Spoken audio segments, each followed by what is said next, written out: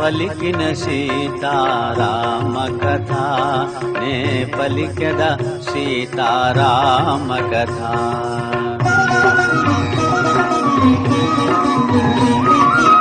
శ్రీ హనుమంతుడు అంజనీసుతుడు అతి బలవంతుడు రామభక్తుడు లంకకు పోయి రాగలధీరుడు మహిమోపేతుడు శత్రుకర్షణుడు జాంబవదాది వీరులందరును ప్రేరేపింపగా సమ్మతించెను.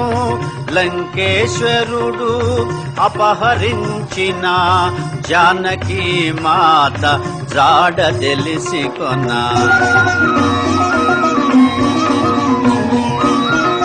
తన తండ్రి అయిన వాయుదేవునకు సూర్యచంద్ర బ్రహ్మాది దేవులకు వానరేంద్రుడు మహేంద్రగిరిపై వందనములిడే పూర్వాభిముఖుడై రామనామమున పరవశుడయ్యే రోమ రోమమున పులకితుడయ్యే కాయము పెంచే కుప్పిల్చి ఎగసే దక్షిణ దిశగా లంక చేరగా.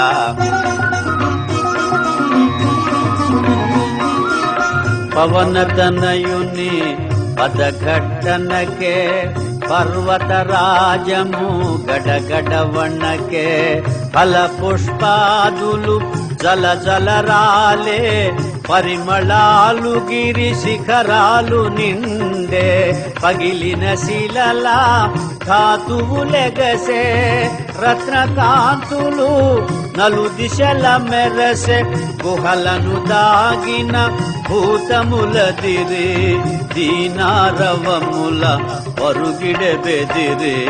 శ్రీ హనుమాను గురుదేవులు నాయద పలికిన సీతారామ కథ నే పలికెద సీతారామ కథ.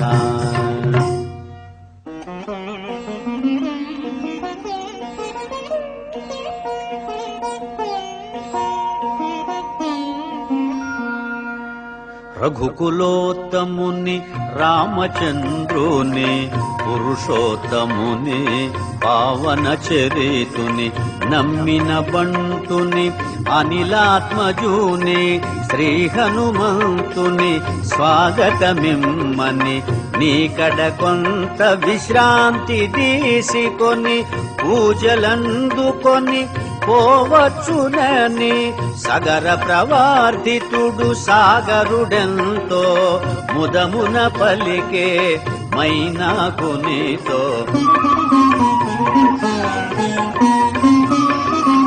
మైనాకుడు ఉన్నతుడై నిలిచే హనుమంతుడు ఆగ్రహమునగాంచే ఇది ఒక విఘ్నము కాబోలునని వారిది బడద్రోసె పురము చేగిరిని పర్వత శ్రేష్ఠుడా పోటున కృంగే పవన తనయుని బలముగని పొంగే తిరిగి నిలిచే హనుమంతుని పిలిచే తన శిఖరముపై నరుని రూపమై.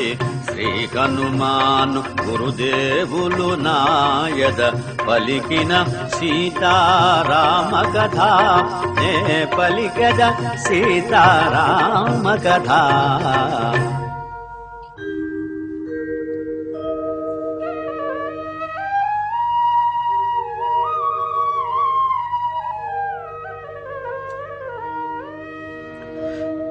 వానరోత్తమా ఒకసారి నిలుమా నా శిఖరాల శ్రమ తీర్చుకొనుమా కందమూలములు ఫలములు తినుమా నా పూజలు గొని మన్ననలందుమా శతయోజనముల పరిమితము గల జలనిధి నవలీల దాటిపోగల నీదు మైత్రికడు ప్రాప్యము నాకు నీదు తండ్రి కడు పూజ్యుడు నాకు.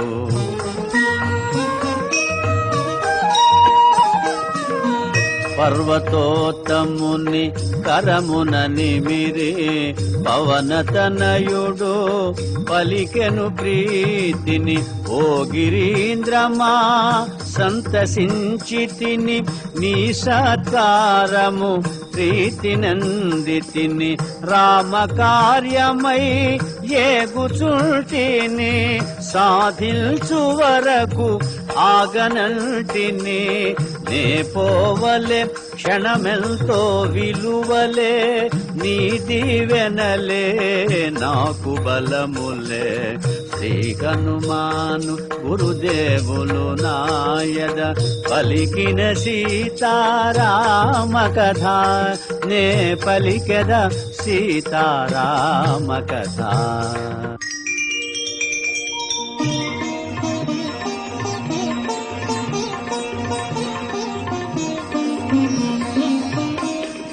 అనాయాసముగా అంబరవీతిని పయనము చేసెడు పవన కుమారుని. ఇంద్రాదులు మహర్షులు సిద్ధులు పులకాంకితులై ప్రస్తుతించిరి. రామకార్యమతి సాహసమ్మని రాక్షస బలమతి భయంకరమని కపివరుడెంతటి ఘనతరుడోయని పరిశీలనగా పంపిరి సురసను. ఎప్పుడో నన్ను నిన్ను మృంగమని వరమొసగి మరి బ్రహ్మ పంపెనని అతిగా సురస నోటిని తెరచే హనుమంతుడలిగి కాయము బెంచే.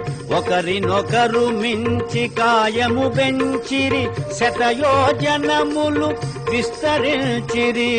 పైనుండి సురలు తహతహలాడిరి ఇరువురిలో ఎవరిదో గెలుపనిరి. సురసముఖము విశాలమౌటగని సూక్ష్మ బుద్ధి గొని సమయమిదేనని క్షణములోన అంగుష్ట మాతృడై ముఖము జోచి వెలివచ్చే విజయుడై పవన కుమారుని సాహసముగని దీవించె సురస నిజ రూపముగొని నిరాలంబ నీలాంబరముగనుచు మారుతి సాగెను వేగము పెంచుచు. జలనిధి తేలే మారుతి ఛాయను రాక్షసి సింహిక అట్టె గ్రహించెను. గుహను బోలు తన నోటిని తెరచెను కపివరుని గుంజి మృంగజూచెను.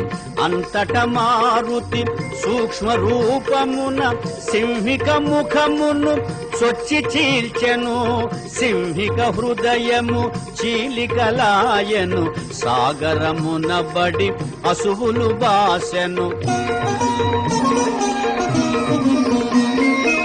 వారిధి దాటెను వాయుకుమారుడు లంక చేరెను కార్యశూరుడు. నలువంకలను కలయచూచుచు నిజ రూపమున మెల్లగా సాగుచు త్రికూటాచల శిఖరము పైన విశ్వకర్మ వినిర్మితమైన స్వర్గపురముతో సమానమైన లంకాపురమును మారుతిగాంచెను. శ్రీ హనుమాను గురుదేవులు నాయద పలికిన సీతారామ కథ నే పలికెద సీతారామ కథ.